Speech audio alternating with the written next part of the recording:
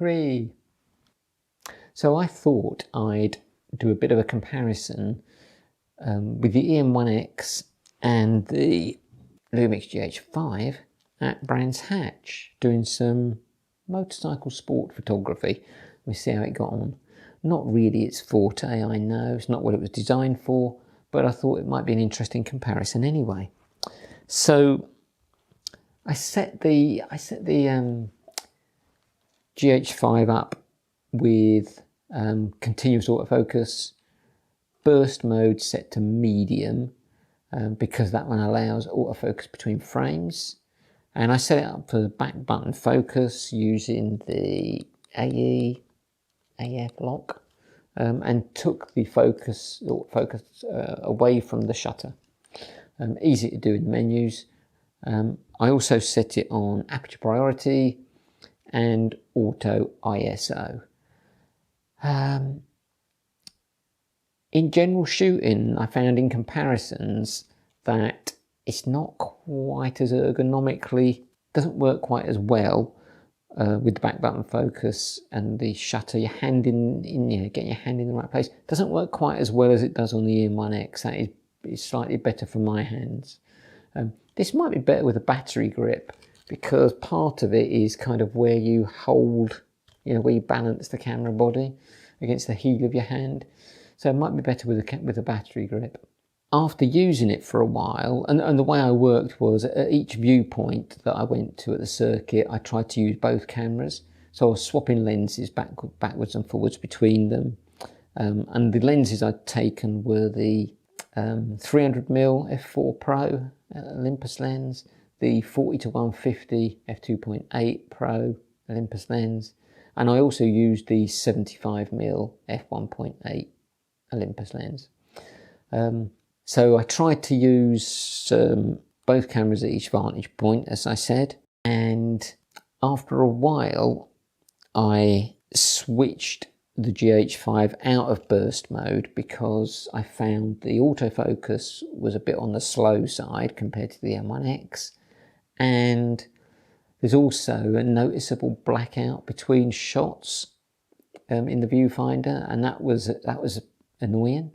So I went to single shot mode, and that was good, that was fine, that worked okay. I also took it out of aperture priority as well, because I found, I should say, the way I work with the Olympus is I leave it in aperture priority, I switch the aperture around to get the shutter speed that I'm happiest with, and I leave the ISO on auto, and the camera reliably sets the ISO quite low, usually 200, and that works fine for me. Sometimes I will move to shutter priority mode to get a specific shutter speed, but most of the time I leave it in aperture priority and adjust the aperture. That wasn't working well on the GH5, because when I was adjusting the aperture to get I was closing the lens down to get a slower shutter speed for panning, the camera was automatically increasing the ISO, which I didn't want. So I ended up wanting to set the ISO manually, and I put it in full manual so I control the aperture and the shutter speed as well. And that all worked fine once I'd done that. I was happy with that. So how did it get on? Not bad, actually. Probably at the time I felt as though it was hard work and it was frustrating me a little, but that's because I'm so used to using the E-M1X. So actually I took 257 images with the GH5, and 29 of them have come out as very good, I would say. And it may be that the best image from the day was taken by the GH5, which was a surprise. But I was quite pleased with that. And there's a couple of others, one taken from the inside at Druids, and one on the exit to Druids, and they're both pretty good, really good. Really pleased with those as well. So there's some really good images, I think. So I was pleased with that.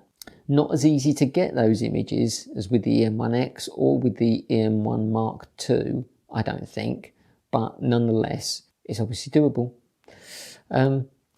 Generally, Brands Hatch is pretty challenging for photography because there's a lot of fencing, and some of the corners, the exits to them are very fast as well. The bit coming out of Druids is quite difficult, quite challenging, because whilst it's not super fast, you're unsighted for the until right at the last second.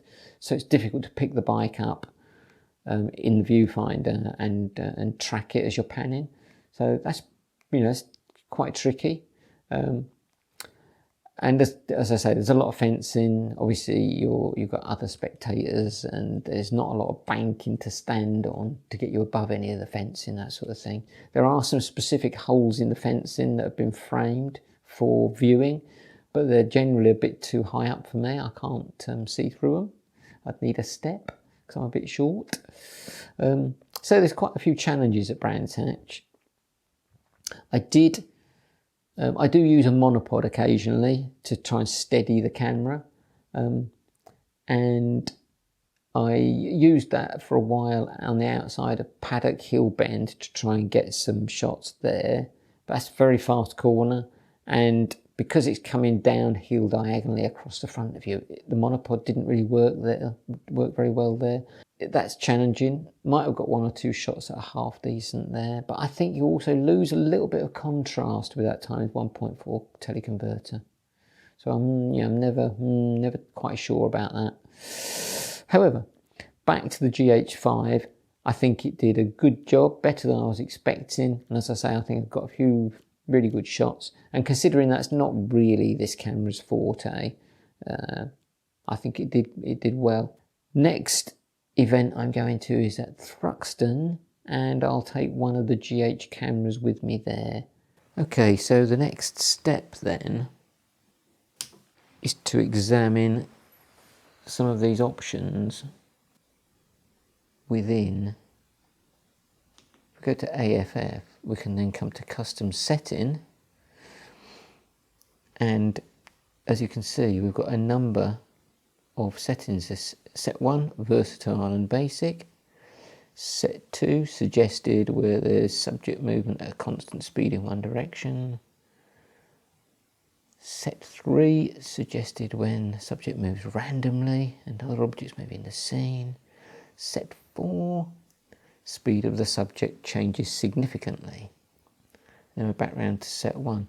And each of these, it appears, we can actually tailor, looking at the sensitivity, switching sensitivity, and moving object prediction. So there's a whole lot here to experiment with in the next session at the track, and see if we can improve on our actually already quite good hit rate. We'll see.